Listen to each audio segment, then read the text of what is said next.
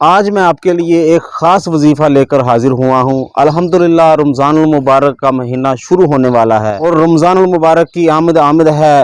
فرائض روزوں کے ساتھ ساتھ یہ خاص عمل آپ نے کرنا ہے اور یہ عمل رمضان المبارک کی چاند رات کو یہ عمل کرنا ہے۔ جی ہاں دوستو، یہ عمل ایسا ہے کہ سال میں ایک ہی بار کیا جاتا ہے اور اس عمل کی خاصیت یہ ہے، اس عمل کی برکت یہ ہے کہ پورا سال انشاءاللہ آپ کے رزق میں، جی ہاں آپ کے رزق میں برکت رہے گی۔ اور برکت کیسی رہے گی؟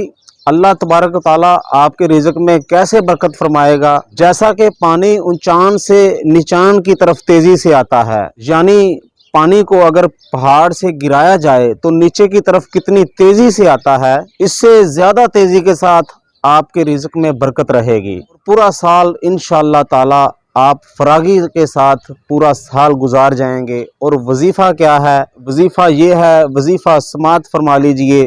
وظیفہ یہ ہے کہ رمضان المبارک کی چاند رات کو جو کوئی شخص مغرب کی نماز ادا کرنے کے بعد 21 مرتبہ 21 ٹائم 21 مرتبہ سورۃ القدر، قرآن پاک کے 30ویں پارے میں سورۃ القدر ہے، بسم اللہ الرحمن الرحیم انا انزلنا فی لیلۃ القدر، یہ سورۃ القدر مکمل 21 مرتبہ اول و آخر درود و پاک کے ساتھ پڑھیں۔ اللہ پاک کی رحمت سے انشاءاللہ تعالی آپ کے رزق میں برکت رہے گی۔ آپ نے وظیفہ سماعت فرمایا اور جب آپ رمضان المبارک کی چاند رات کو اس عمل کو کریں گے، جب آپ چاند رات کو یہ عمل کرنے لگیں تو چند احتیاطوں کو لازمی پیش نظر رکھیے گا۔